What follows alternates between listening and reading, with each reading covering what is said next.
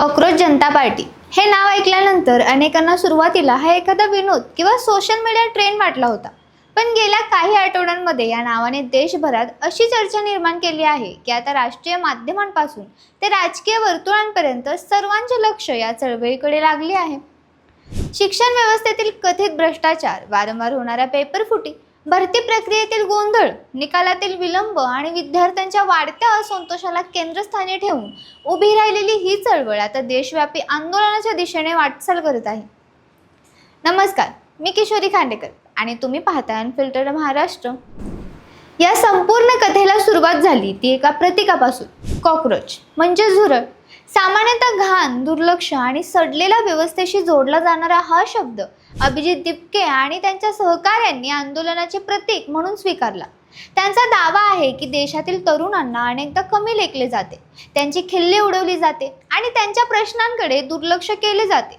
त्यामुळेच त्यांनी झुरळ या प्रतीकाला प्रतिकार, जिद्द आणि व्यवस्था विरोधातील बंडखोरीचे रूप दिले. कॉकरोच जनता पार्टी अर्थात सीजेपीची राष्ट्रीय स्तरावर चर्चा जून 2026 मध्ये अधिक वाढली. दिल्लीतील जंतर मंतरमध्ये झालेल्या आंदोलनानंतर या चळवळीने मोठे लक्ष वेधून घेतले. अभिजित दिपके आणि केंद्रीय शिक्षण मंत्री धर्मेंद्र प्रधान यांच्या राजीनाम्याची मागणी केली. त्यांचा आरोप होता की देशभरात विद्यार्थ्यांच्या आयुष्याशी खेळणाऱ्या अनेक परीक्षा घोटाळ्यांवर सरकारी प्रभाव कारवाई करण्यात अपयशी ठरले आहेत. दिल्लीतील आंदोलनानंतर त्यांनी सरकारला अल्टिमेटम दिला आणि पुढील टप्प्यात देशव्यापी आंदोलनाची घोषणा केली. याच आंदोलनाच्या पुढच्या टप्प्याची सुरुवात 11 जून रोजी पुण्यातील सावित्रीबाई फुले पुणे विद्यापीठ परिसरातून झाली.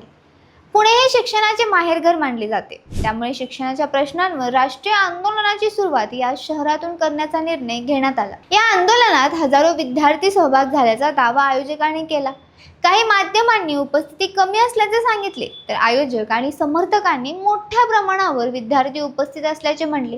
यामुळे आंदोलनाच्या व्याप्तीबाबतही वाद निर्माण झाला. पुण्यातील आंदोलनाचे विशेष आकर्षण होते प्रसिद्ध पर्यावरणवादी आणि सामाजिक कार्यकर्ते सोनम वांगचुक यांची उपस्थिती.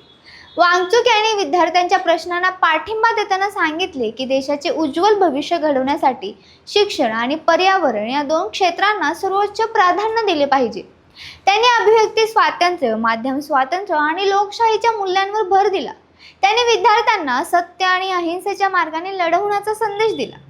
याच पुढे आंदोलनामध्ये कॉकरोच जनता पार्टीने आपला बहुचर्चित शिक्षणाचा जाहीरनामा प्रसिद्ध केला. या जाहीरनाम्यात अनेक महत्त्वाच्या मागण्या करण्यात आल्या.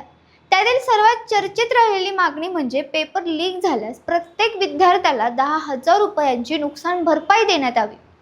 त्याचबरोबर परीक्षेचा निकाल उशिरा लागल्यास निकाल जाहीर होईपर्यंत दर महिना 10,000 रुपये विद्यार्थ्यांना देण्यात यावेत अशी मागणी करण्यात आली. जाहीरनाम्यात पुढे असेही म्हणले की बँक परीक्षा देण्याचा पर्याय विद्यार्थ्यांना 72 तासांच्या आत उपलब्ध करून दिला पाहिजे. हस्तलिखित उत्तरपत्रिका ऑनलाईन पद्धतीने तपासू नयेत, तर त्या पारंपरिक पद्धतीनेच तपासल्या जाव्यात. परीक्षेच्या 6 दिवस आधी संगणकीय प्रणालीचे ऑडिट करण्यात यावे.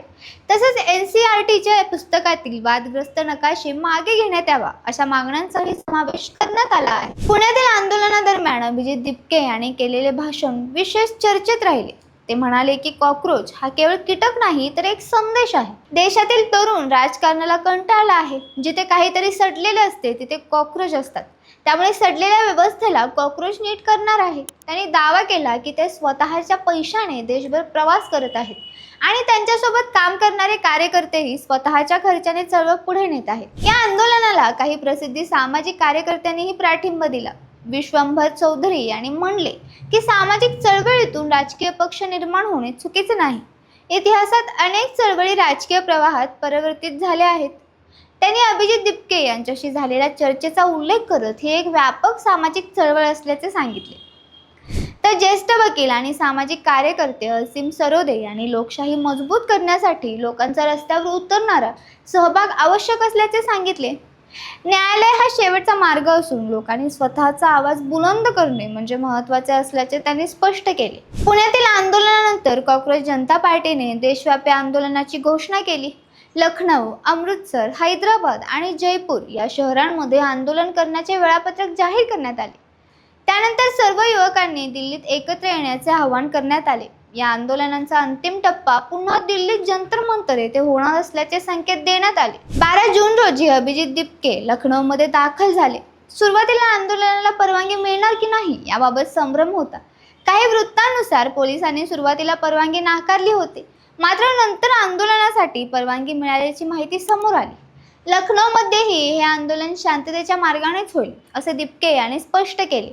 त्यांनी सांगितले की जर परवानगी मिळाली नाही तर पोलिसांकडे जाऊन कायदेशीर मार्गाने विनंती केली जाईल. दरम्यान कॉक्रोच जनता पार्टीबाबत मतमतांतरेही दिसून येत आहेत. समर्थकांच्या मते ही चळवळ विद्यार्थ्यांच्या असंतोषाला आवाज देत आहे. सोशल मीडियावर लाखो युवक या मोहिमेशी जोडले गेले आहेत, तर टीकाकारांच्या मते केवळ घोषणाबाजी करून शिक्षण क्षेत्रातील समस्या सुटणार नाहीत. काही जण या चळवळीमागील राजकीय शक्यतांवर प्रश्न उपस्थित करत आहेत. अभिजित दिपके यांनी मात्र सार्वजनिक चळवळ राजकीय रूप घेण्यात काहीच गैर नसल्याचे स्पष्ट केले आहे. आजच्या घडीला एक गोष्ट स्पष्ट दिसते, देशभरातील लाखो विद्यार्थ्यांमध्ये परीक्षा व्यवस्थेबाबत प्रचंड नाराजी आहे. पेपरफुटी, भरती प्रक्रियेतील विलंब, निकालातील गोंधळ आणि बेरोजगारी या प्रश्नांनी तरुण वर्ग अस्वस्थ झाला आहे. कॉक्रोच जनता पार्टी ही असंतोषाची कायमस्वरूपी राजकीय शक्ती बनेल की काही दिवसांनी विस्मरणात जाईल हे भविष्यात ठरेल. पण सध्या तरी अभिजित दिपके आणि त्यांच्या सहकाऱ्यांनी शिक्षणाच्या मुद्द्याला राष्ट्रीय चर्चेच्या केंद्रस्थानी आणण्यात यश मिळवले आहे.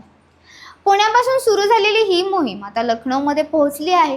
पुढे अमृतसर, हैदराबाद, जयपूर आणि पुन्हा दिल्लीपर्यंत जाण्याची तयारी सुरू आहे. त्यामुळे येत्या काही दिवसात कॉक्रोच जनता पार्टी आणि तिच्या आंदोलनाकडे संपूर्ण देशाचे लक्ष लागलेले असेल.